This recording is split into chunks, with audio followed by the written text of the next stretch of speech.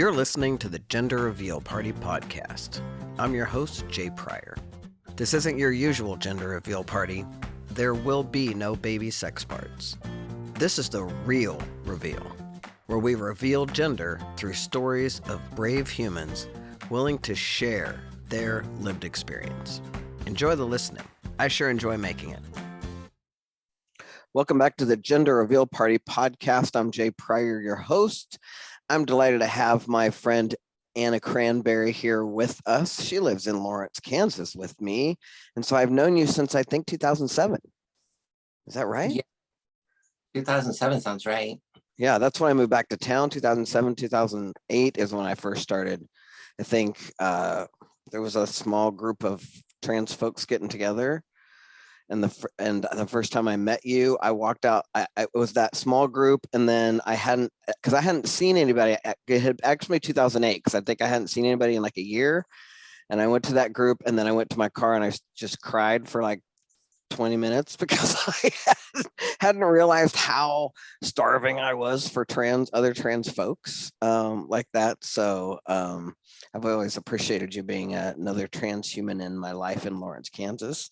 Yeah. So thanks for being on the show and sharing your story with us. And please introduce yourself to our audience.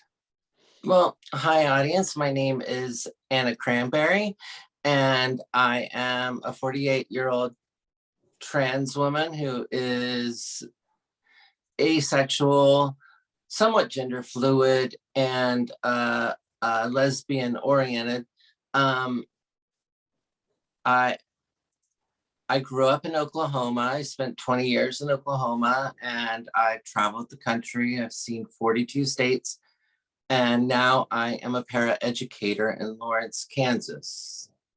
Right. And one of the most, I don't know, find a little bit interesting. You're a musician, yes? Sometimes. Well, you're a musician and an artist. You're a creator. I know that. Creator, I would say that. And you're the only, I have a lot of friends who have were in the punk scene who grew out of it, but I've never had, you're my, what is this the right word? My most authentic punk, right? Who probably lived the punk scene more than most of my other friends, I think, but I've had a few friends in the punk scene, but you're the only friend I know that really lived it, and unfortunately lived it in some traumatic ways. But that is when you you were in that scene, right? Was that accurate when you made your transition? No. I got into punk when I was 11 years old, and my brother introduced me to some punk albums, and it clicked. I liked it right away. The music had urgency, and it sounded like they were trying to make something literate and important. Right. So I enjoyed the music right away, but by the time I was 15, I was rather bored with punk. I got into goth music like The Cure. Okay. For my transness, and by the time I was 18, I was, really back into punk again. But I was kind of set up to become a homeless traveler. I was shamed by my parents, and my dad was absent, and I wasn't raised well. I didn't want to be raised well in a lot of ways, because once I found out that work is where bullies live, and every time I go to work, there's going to be a bully bullying me. I just didn't want to work anymore. So, by the time I got off the streets at age 24, punk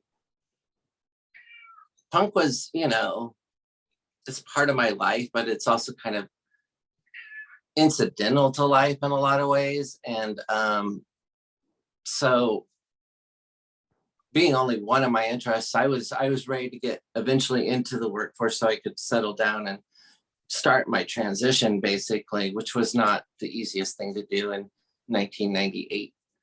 Yeah, no kidding. I remember the days. I was 99. Yeah. And I moved out of Kansas to be able to, even have those conversations. So I had to Kansas because Oklahoma was so oppressive. So it's like a matter of degrees. Right. Absolutely. Absolutely. So when you say you got bullied, one of the things that I try to make clear to our audience who are pretty savvy, but also if they're sharing with their people, is that humans often, like at the time, you weren't, and maybe you were, I doubt it, but when you were younger and you were starting in the workforce, you weren't showing up cross-dressing, right? You weren't saying I'm a trans person, right? You were just, I'm going to guess you were an effeminate looking boy, or that's, you're not, I don't want to use those words because you're always a woman to me, but you know what I'm saying, that like presenting to them, that's what you got. I'm guessing it's about gender. Yes. So the roundabout way, I last week I had a consultation with a plastic surgeon for facial feminization surgery because I get misgendered a lot. And the plastic surgeon said there was nothing that he would change with my face to make it more feminine. I don't know. It's the same face that I was born with. And when I was young, I was mistaken for a girl until I hit puberty. And then even after that, I was insulted as the person, who was born with both genitalia. Not that I find anything shameful about any sexual expression, gender, or sexual, body expression, Right. as nature made us, or as we create ourselves. So, yeah, I mean, they were calling me the F slur right away. I mean, it was the first day. Right. And Right. so I refused to get a job for a long time. I would work like several weeks, just homeless, find some work. But, for the most part, no, I couldn't get back into the workforce until I came to Lawrence, Kansas and started working at the Paradise Cafe, which honestly, I got picked on and I got called a girl and I got bullied. But at that point, I realized, although the bullies live at work, I will get paid to be bullied, I suppose. Like, I don't like to go out at all anymore, honestly, because I get bullied wherever I go, if it's the bar or anywhere. Maybe not for coffee, but if I don't go out to socialize much because there's someone hostile a lot and I'm not getting paid to be bullied. Yeah. Right. Yeah. Huh. Well, I really hate that that's your experience in the world today, that's your lived experience, especially today. Well, it's kind of worse today. Yeah. It's kind of worse than it's ever been. Yeah.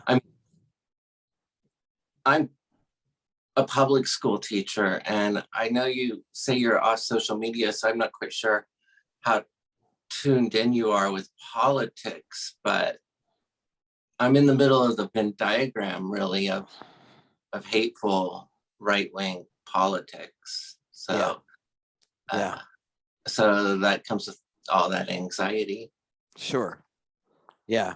And are you going to school when you're, are you going to school for education also? Yeah. Because I thought we were talking about that. I have spent the entire first year, which is only as a part-time student, on the honor roll. Yay. I graduated with D minus because it was really impossible to focus in school when you're getting thrown against lockers, in the hallway and terrorized in the classroom and outside. So I barely graduated, and it took till the age of 48, 47, 48 before I could get into college. And being a para for the last 4 years, para educator, and under COVID, I've had to actually run classrooms, more than once. I found that I really love teaching, and I really love the English language and literature. And I'd really love to teach people how to better comprehend the conversations they're part of. Yeah. Yeah. Yeah. That's fun. I mean, what I want to point out is that I want to acknowledge you and appreciate you for being able to like find the joy in that inside of dealing with some pretty crappy stuff. I'm gonna flash my camera here just real quick because my Trans people are resilient. They have to be. yeah, we sure are. That's true. Unless That's true. we're not, and then tragedy could ensue. Right. I'm wired to be resilient. I've seen the lowest lows. So though I'm anxious all the time, I still have a lot always going on. If I didn't have something going on with my life, I can find enough beauty in the world to keep optimistic. And I'm not sure if I believe in free will or I'm a determinist. I'm probably a soft determinist, but the causality that's gotten me to where I am is terrible. And when I talk about being homeless, it sounds really sad, but really there's a life of a very rich life of romantic love for our planet, you know, and even the universe, you know. And living is the only way to access that, you know.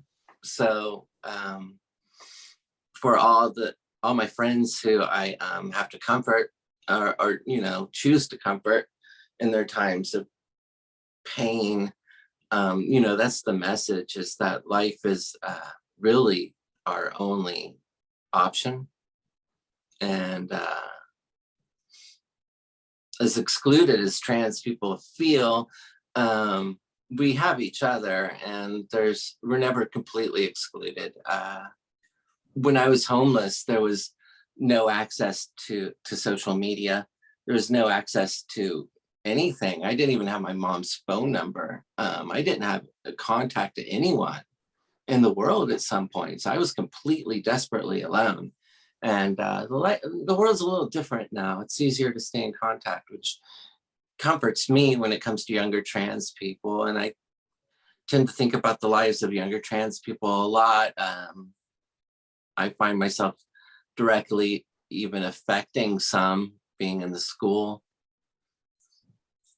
Yeah, just being visible and out makes a huge difference for Well, and I don't know how visible I am, so I have to be more out, yeah. but I am out. So Yeah, me too. I mean, I yeah, can look pretty invisible, so I try to be as out as I can, yeah. just so they know we're here, right? But yeah, to you know, younger trans, you know, I've almost given up on my generation. I'm Generation X, and was looking at statistics, and you know, good for Gen Z for accepting the wave of trans rights that came under the Obama administration, and not just completely turning against, and the backlash against trans rights that's happened under the Trump administration. Yeah, I mean, the good news is with the pride flags flying everywhere, I think they've gotten too far that way that at least I'm hoping, you know, that they can't take us too far back. We'll see. Who knows? I don't know. It's a crapshoot, right? I don't think they can get as bad as Gen X, which aren't Yeah. very better than the boomers. And Right. believing, you know, that people transition because they feel free to. I only felt free to transition because I literally had nothing. You hit the bottom and there's only, you know, Right. the chances are lessened that you're going to really risk losing something. But yeah, you know, having those chances to transition where it wasn't as open and easy under the taboo nature of being a trans woman in 1998, 2004, when I started, you know, really seeking transition. People have to decide whether or not they will transition, whether they won't. And I think that's causing a lot of anxiety among people, especially people my own age who are clearly closeted and don't, they've gotten this far without admitting they're trans, and I think having freedom to transition is new, and it's causing some anxiety in a lot of people. I know it is, because sometimes they take it out on me for being so openly trans. Yeah. Well, not only do they have the freedom to transition, but they have the freedom to not do it all the way. You know what I mean? Yeah. There's also that world of non-binary, which when I came out in my first shot of testosterone was 2001. And there was no way that I could not, there's no way I could have had my chest surgery without having been on testosterone for a year and a half, because that was protocol, right? And I had to follow the protocol. So nowadays, I mean, I have non-binary friends who are coming out as non-binary, and they're my age, and they haven't been on testosterone, but they're just going in and saying, I want my chest done, and getting it done without, no any drama.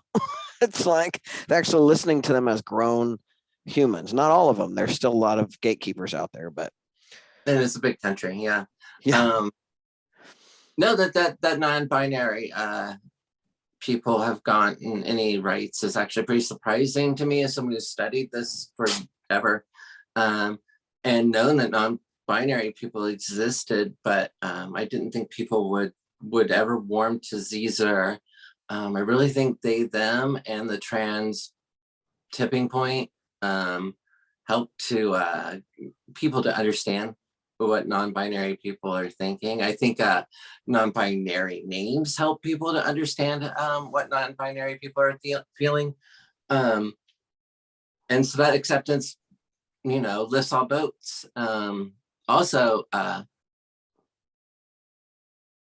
people are going to be angry about trans rights, whether it's binary trans women, binary trans men, or non-binary agender people. It's all the same coin to them, so if it's drag queens who are sometimes transgender but often just cis men,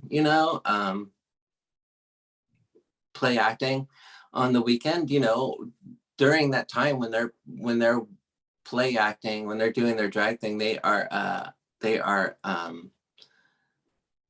dealing with the same pressures that all trans people feel. And they know that more than ever now, with drag queens being pulled into what trans women tend to feel the most. Trans people tend to feel pressure equally, but I think trans women have been the target by the Republican Party for. Oh yeah, we don't exist to them. Yeah, not exclusion is just as bad, because that means lack of medical, resources. Right. I mean, I think it's less dangerous in the like out in the visible world to some degree, unless you're like me and just splash yourself everywhere. Let the trolls have at me.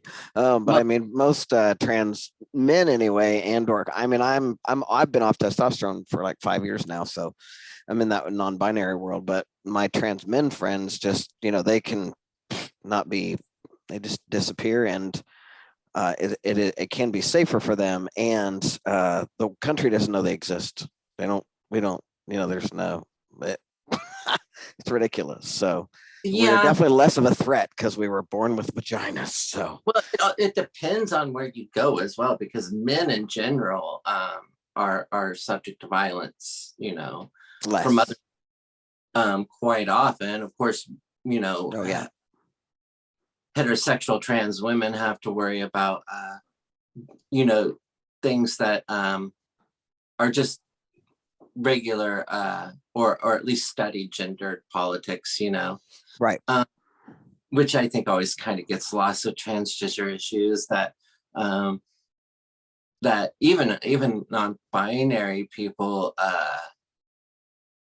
can easily, shouldn't probably, but surf WebMD because they're not aliens. You're not an alien. We have similar human problems, that people tend to tell me a lot that they could never possibly understand what I deal with. And it's like, well, actually, you might not be able to understand it, but someone said recently they couldn't imagine it.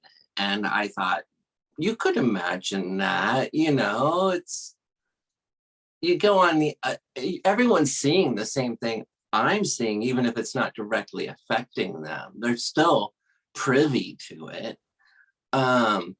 If you go on Facebook and you've clicked on any comments, you've probably seen anti-trans comments, they just abound. So, just extrapolate and just imagine what a marginalized person is, the stacking effect of those daily cuts, I think it's completely imaginable. And I think people should try to start imagining what trans people are going through so they can actually feel the energy to stop it, And don't you take, sometimes I think when we're in training, we've talked about this before, we talk about that idea of that response. I couldn't imagine that is a microaggression, right? To some degree, it's like you're saying, I can't imagine you're out there on an island, you're another, number one. Number two is, push away. just And way then, out. yeah, Alien. Yeah. And the one for me that is always the microaggression like that is, I can't imagine, is the really, like the really that happened to you. People do that. Oh, you poor thing. Yeah. And then that's like, but it's always the exasperated, really? It's like, do you not believe me? Like, am I going to have to prove it to you? Or, and then I just stop talking about things like that. I just don't share those things very often because I can't deal with the really. And I'm like, I don't know. Really, there's too many. Like trying to talk about what's happening in the world. Mm-hmm. I mean, people they want to euphemize. Everything's got to be a euphemism. You can't come out and tell people exactly what happened to you, because they're going to turn off. They're going to maybe even push back on what you're saying. But if you can reach, appeal to people's general,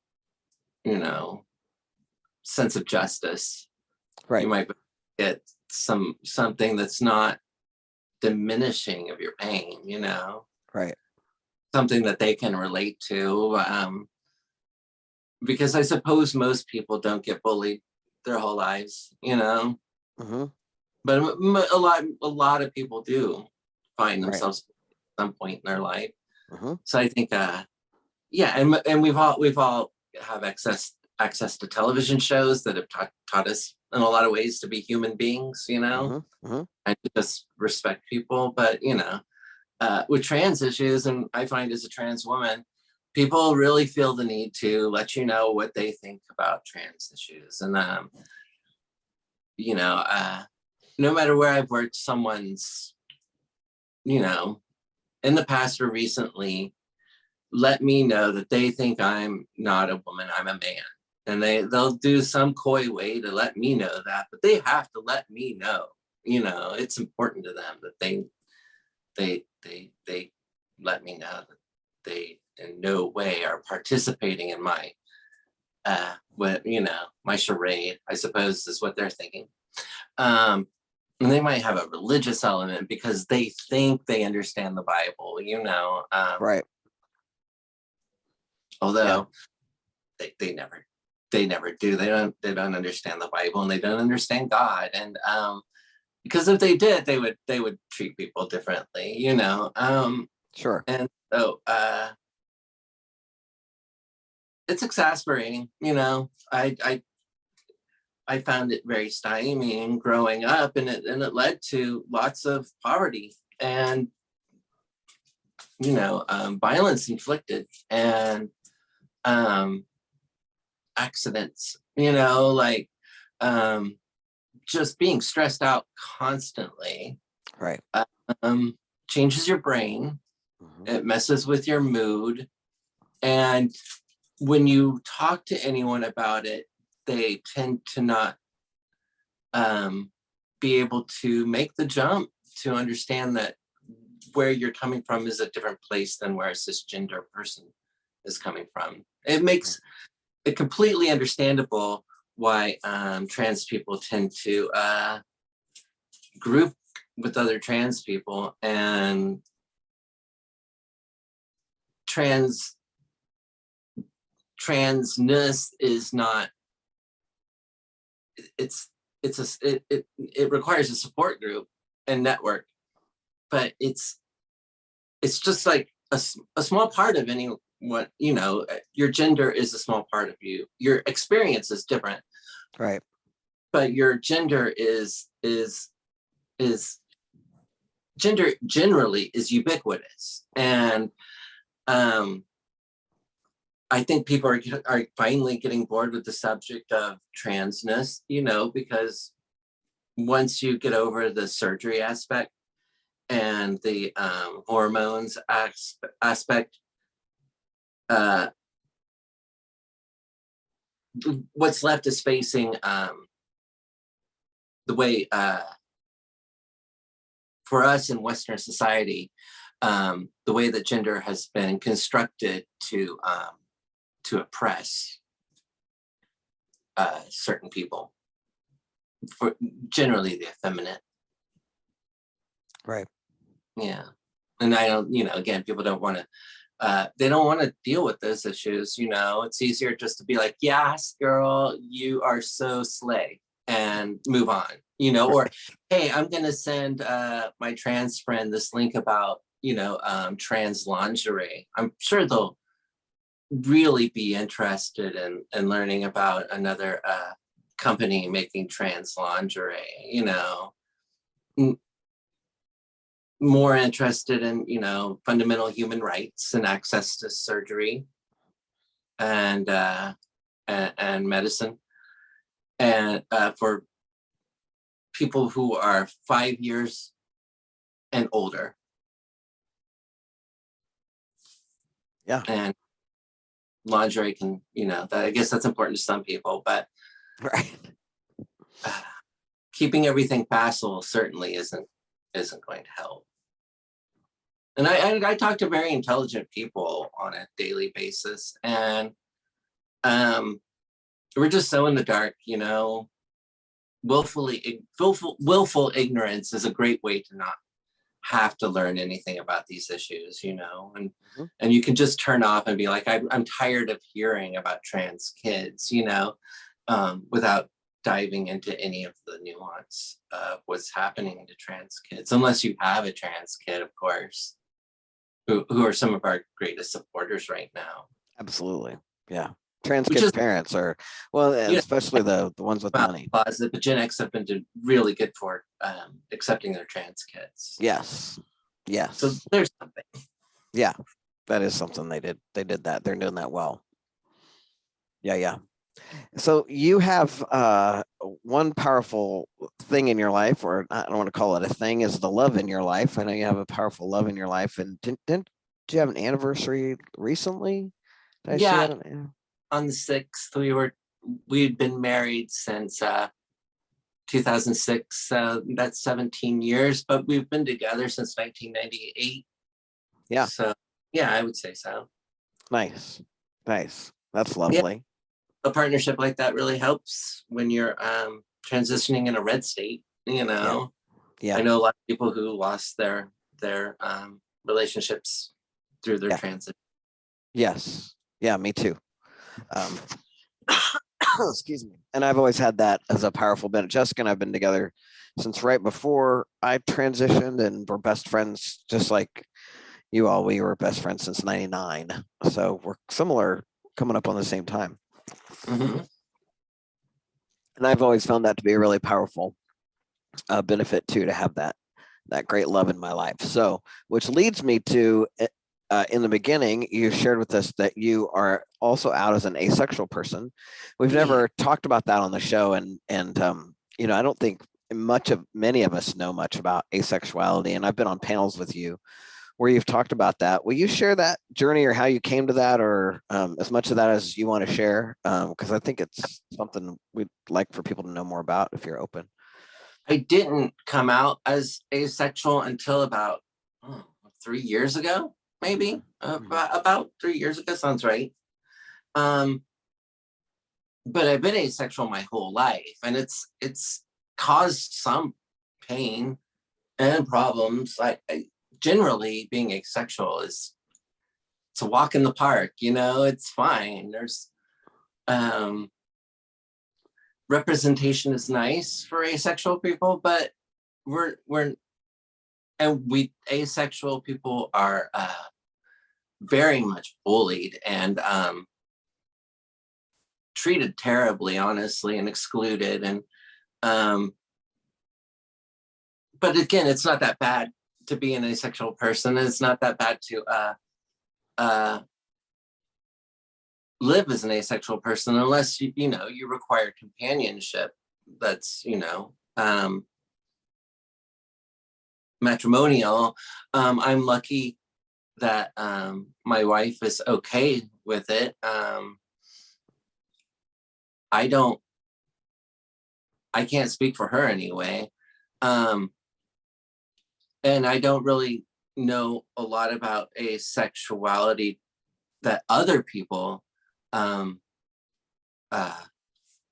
experience, because there are aromantic people who are under the same rubric, and I'm still trying to understand aromantic people. And as a para educator who works with neurodivergent people, I think in a good place to understand different, and being an extremely sensitive person myself, I think I have a grasp on what aromantic people are feeling at this point. It kind of sounded slutty to me when I first heard about it. You don't like romance, you just like sex, and you just have, to me that just sounded like you like a lot of sex, and then I realized, no, I'm projecting. I'm an asexual person. I think this is the point. As an asexual person, many asexual people are sex repulsed. I think I am, because there's part of the brain that when you have sex turns off. Kind of like when you're driving a car, is extremely scary, but part of your brain turns off, so you can project yourself, just throw yourself 50 miles per hour through space. So to keep having human babies, the brain the part of the brain that finds any kind of sexual displeasure, it turns off during states of arousal. And for asexual people, there's a good chance that that's not happening. But most asexual people I don't know. Many asexual people do not consider themselves, find any disgust with sex. And honestly, I've had sex and with, several partners, and a lot of asexual people live their whole life having sex, maybe on a monthly basis, with their partner to make sure that everyone's happy. But they're not really enjoying it. It's not something that they're seeking out, or it's nothing I would seek out. And for me as an asexual person, it became dangerous growing up when people would hit on me, girls would hit on me when I was, boy projecting. And I didn't take sexual cues whatsoever. I would never know if someone's flirting with me. I just would never know it. And it's hurt people's feelings in the past, people who liked me, and they didn't get any, I could just stay in the friend zone with them for forever, and never move past that. And they might want to, but I would never. If you're not explicit, how would I know? I'm just not wired to even be, seeking out sex. I was always wired to seek out romance and a relationship and comfort, cuddling and sweetness, but not physical sex. And at the moment, I am fundraising for GRS, and it's going well. What's don't- GRS? I call it genital reconstruction surgery. Okay. It was originally gender reassignment surgery, which was, frowned upon. Gender reassignment sounds like, I'm not too picky. Yeah. Because but sort of is gender affirming surgery. So I just, affirming, is what yes. I mean a lot now. Yeah. Okay. Got it. A sex change, I'm old. I'm taking a trip to Sweden. I'll be back in a year, Yeah. What's another? We're happy to pop up your GoFundMe page on our oh, thanks. I mean, I would love that. on our site. I have my buddy Patrice's trying to help them get their chest surgery before they turn 50. So difference. like, we got to get this stuff done. I want my surgery, but I'm only now coming to even terms with having bottom surgery. Yeah. A lot of non-op trans people say they were born with their genitalia and they don't feel a need to change it. Yeah. For me, it was always too expensive. Mm. At $45,000, roundabout. Yeah. It was always outside the reach Right. possibility. So I just assumed that I could tell myself forever that I didn't want any change. And now I know that through my new insurance, through the state, I just have to reach my copay, my deductible. So I can finally afford it, and I'm moving forward as quickly as possible. That's exciting. Yeah. Nice. As rationally as possible. I still have to get 2 more letters, which, at 18 years of being on hormones, it seems kind of like, I shouldn't need a letter for anything now. Right. Same with, but my buddy's having to get a letter to get their chest surgery. They're 50 years, going to be 50 years old. I mean, come on, people. It's like we're grown people. Yeah. Whatever you think about self-ID, I mean, come on. Like, it's ridiculous. Make up your mind, but cisgender women have to get letters to have a hysterectomy, like just it's terrible for everyone. Yeah. And I've been jumping through these hurdles forever. Whenever I'm talking to baby trans and they're jumping through them, I tend to forget how hard it was, but I'm dealing with it now. I'm back, like restarting your transition 20 years later. I think is important for a lot of people because it's easy to get complacent, especially after, hormones. And I don't have the drive from testosterone that I used to have. I probably have less testosterone than most cis women, Right. So it's easy to really kind of hit a plateau and stay there at a certain point. So I'm thrilled and scared. But I wonder if there will be a change to my sexual proclivities. I'm seeking vulvoplasty, which I don't know if you know the difference between that and a vaginoplasty, or your audience probably doesn't. So we don't. Is shallow. It's a shallow depth vagina, and it's really appearances only.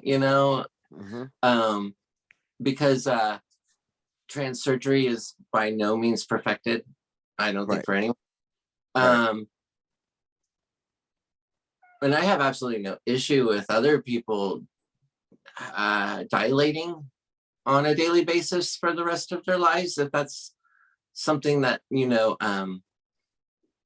they feel they need to have a full vaginoplasty, because that's a requirement. It can close up, and it's slightly more dangerous. It's much more dangerous, and it's it just takes a lot of care. And its only purpose, honestly, is for people who want vaginal sex, and I don't see that in my and so quicker recovery time, and my goal or my hope is that it will bring me comfort in my body Yeah. at Yeah. last, and Yeah. that I will be able to move into this next part of my life, because starting college at age 48 and not expecting to become, to join your career until age 55 is daunting and nerve-wracking. And being a trans woman in the classroom is something I've done for 4 years now. Mhm. So it's not like I feel like I can't do that, Right. but leading a class for a year, like I need all the confidence I can get Yeah. to do that. Yeah. I think that might play a big part. I don't, it's not going to keep, people aren't going to misgender me less if I get bottom surgery, unless, I carry myself differently.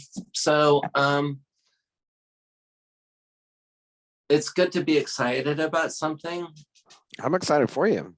at this age, Yeah. and nervous. But like I said, I canceled out facial feminization surgery, so that's a little Good, because I love your face. I hope you don't take that too. I love your face. it's just I don't know. I needed an outside view, and if you've seen the results of facial feminization surgery, they're remarkable. Pretty face or not, I can see my tells. And Yeah, and that's the only thing. Like that's the thing that's always, because I we look can't. more, people see Yeah. my. So I Right. think it's sweet. And I love being told that I passed, but then it's like I'm misgendered a lot. And every time I'm misgendered, I feel like every single person who's told me that I passed has kind of been a liar, Yeah. That's really interesting. I mean, there's And a whole world of metaphysics around perception, and there's a whole stuff that we could get into around that. But yeah, that's because it is interesting when I have had friends. I've had trans men friends too that have had this issue too, where they've like, I can't see it. I mean, all I can see of them is it's not they body, get it's not his misgendered, body and so at all. yeah. I think it's the schema that your brain has spent its entire life forming. Mhm. We're asked to take pity on our parents and our loved ones for who's lost after the transition, but we don't ask ourselves to do that. A lot of times we're so invested in forgetting about that past part of ourselves that we just bury it, and then we're dealing with. So therapy is something that's super important for every trans person and cis person alike. And therapy is not good for trans people. Maybe in San Francisco or Vegas or someplace where there's large clusters of trans people, and I'm sure there are therapists who really do a good job specializing in trans issues. But in the Midwest, no, it's terrible. And there's all the emphasis seems to be on getting that letter, reaching transition, but not aftercare, and not the removal of the ego that you want gone. Like a lot of trans people I know cling to old ways. And honestly, it was a Gen Z kid who was like, I hate punk rock. I'm a trans girl and I'm 17 and I hate punk rock. Like I am tired of men forcing culture down my on me, and I'm going to just like feminine things which are considered lesser than. And I read that, and I agreed 100% that I had been denying something in myself for decades after a decade after I transitioned, that I'd still been denying. Well, and that's how I felt with going who I off was. testosterone, right? I mean, And that was exactly my experience. yeah. Yeah. I mean, it was exactly the same. I mean, For me, it took the Me Too movement for me to remember. It was like a remembering. I was like, oh, I used to be a lesbian separatist feminist. Like, I'm like, there was a weird, and all the entitlement and all that. And then, so then going off testosterone, having my ovaries wake up, now my lady butt back. I feel so grateful to be, now I feel like I'm the perfect blend of, and just like you said, what happened was I transitioned to went on testosterone and then forgot about everything else, and it took, thank God, the Me Too movement We and want to going become off all testosterone. Right. right. Right. Oh, And I am now. I really do feel like that way. Now I'm my whole, like I'm a lesbian with a beard and no tits, or I'm, well, like all the things that I, wanted to be, but boy, it took a while. because I might have become a turf, and maybe if you hadn't made your transition, you would also be a turf. Yeah. So I hope not, but yeah. That's possible. And I think like yourself, who went all the way one way and found comfort in the middle. And for me, I'm someone who's always been shoved into the middle. Mm-hmm. Just like you will be in the middle. You're in the middle of the United States. You're gender fluid. You're you like to hang out with the boys, but you're the most feminine, boy that they ever knew. Just constantly being in the middle is always kind of like, I've always felt like a binary trans woman, whatever that means. I don't think you can literally become a binary trans. Well, you'd be a binary trans woman, but you're not cisgender. And I don't think cisgender people ever would allow a trans woman or man to be fully, considered a woman or a man. I think all trans people fit somewhere in the non-binary. It's not very binary to in the 60s you were forced, like we said earlier, to be one or the other. If you were a trans woman, they would come to your house and make sure that you were feeding your husband at dinner time. And now you can be a trans woman who loves to work on cars, and a lot of trans women keep a lot of their hobbies because they're passionate about that. Mm-hmm. And I think that's great. I still love punk rock, and I don't see how music is really gendered, honestly. It's just, it tends to be a lot more guys, doing these things. But I like humanity, and I want to see the breadth of human experience. And trans people are lucky because they kind of, that anarchy of gender frees you from being stuck on one side of the wall. Right. And if you transition and you're still too scared your whole life to follow your interests because they were on the other side of the fence when you were younger, you're still in the closet. You haven't really come out. You're living based on fears. There's causal realities. Like trans women, I'm taller. I'm in a lower percentile of how tall women are. That's going to change the way people see me. Mm-hmm. I have tattoos. Mm-hmm. Someone might be looking at me terribly, and I think they're transphobic, but really they just don't like cool people. That is true. They don't like cool people. Maybe they think para-educators are dumb, and they right. It's all the story we tell ourselves. And tend to focus hyper focus on trans issues. So I tend to think people are being transphobic to me every time they're they don't like me because my joke was bad. Right. You just never know what someone else is thinking. We're all stuck in our own minds, right? Yep, that's for sure. We can control our internal circumstances to help make sure other people aren't uncomfortable. Yeah. And I think that's what the goal is to get people to feel sympathetic to other people. Who because this is a country of victim blaming. I mean. Yeah, it's what we do. And so, I don't like to say people who are bullied tend to bully or anything. I tend to find that being bullied my whole life made me love my bully in a way that other people wouldn't understand in a lot of ways. Like I tend to befriend my bully easily, and I love, we're different sides of the same coin in a lot of ways, Yeah. And but those are personal interactions. That's not legislation, right? That's not the way it's going to affect the future, but we have to talk to each other. We can't hide from one flap of a butterfly's wings. I mean, that's how I view it too. We're bullying ourselves. The internalized transphobia is stronger in a lot of ways than any externalized transphobia, because if we didn't come out of the closet, we bought into it.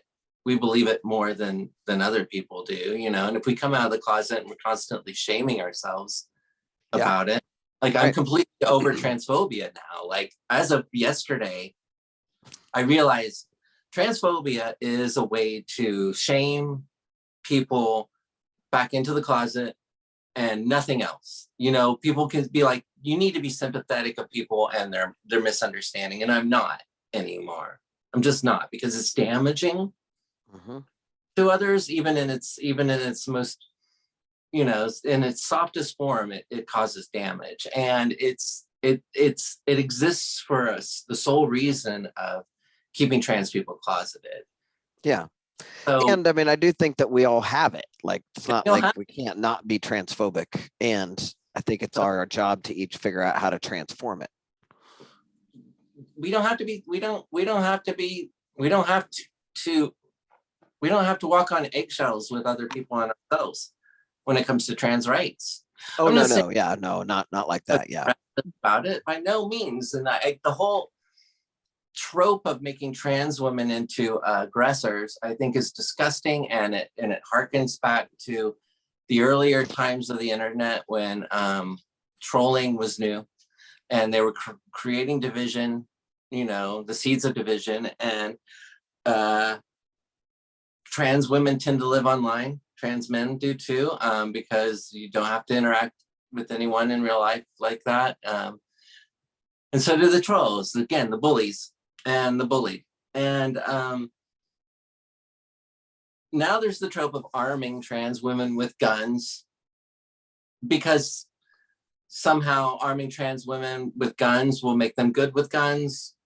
Suddenly guns will be an effective tool in the act of defense, which they are not.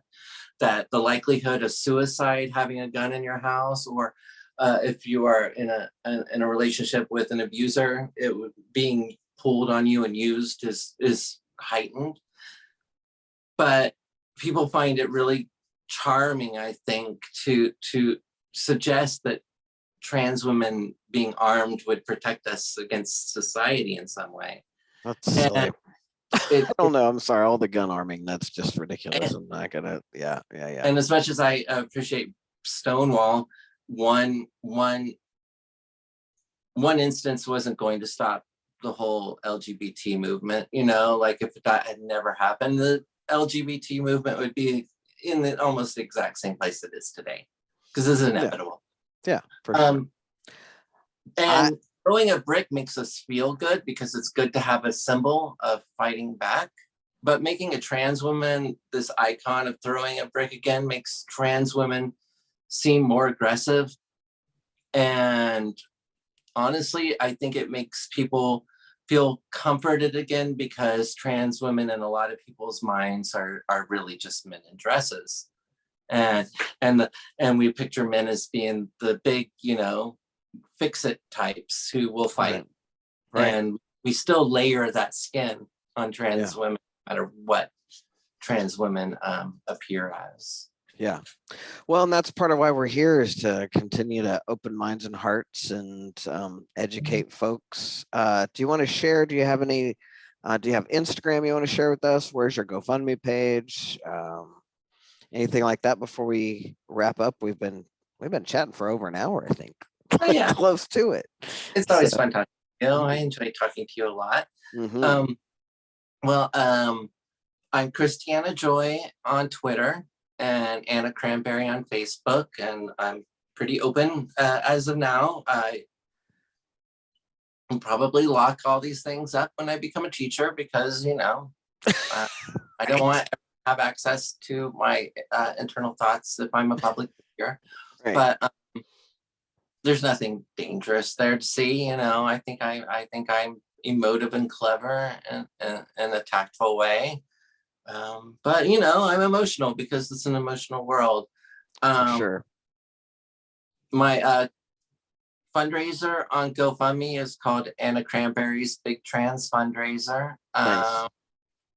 And yeah, I'm just gonna keep trying to do my best. I would hope to start a band eventually again someday. I'm not against that idea, even though it doesn't seem to be working out. One day it could. I'm always open, but for now, it's really like just nose to the books. Nice. Finish Yeah. college, finally be able to afford to fix everything in my life, but most importantly, start closing a lot of chapters where I've defined myself as someone who was loose to the winds and not in control of my life. And I want to be able to finally start feeling like the adult that I am, and really really focusing all my effort on making the world a better place. Wow. Well, it's a perfect place to end. Thank you so much for doing that and for being who you are for the world and who you are for those even those trans kids that see you in the hallways. I know it's not an easy journey as a para, but there's a reason you're there, and part of it is to be there for them. So thank you for that, and thanks for being my friend, and thanks for coming on the show. Everybody, do not forget to subscribe to us, like, tell all your friends, and thanks for listening. Love you. Bye. Hey, thanks for listening to the Gender Reveal Party podcast. I hope you loved it. And if you did, would you take a second and go do all the things like subscribe, rate, review, tell all your friends? Apparently, if you do that, the podcast platforms are more likely to share it. And if you think these stories are important, please take 3 minutes to just go do that. I'd really appreciate it. Also, I'd love to connect with you on social. On Instagram and Facebook, I'm at the Gender Reveal Party, and on Twitter, I'm at Prior J. It's a real joy and privilege to bring you this podcast. Come back soon. Love you. Bye.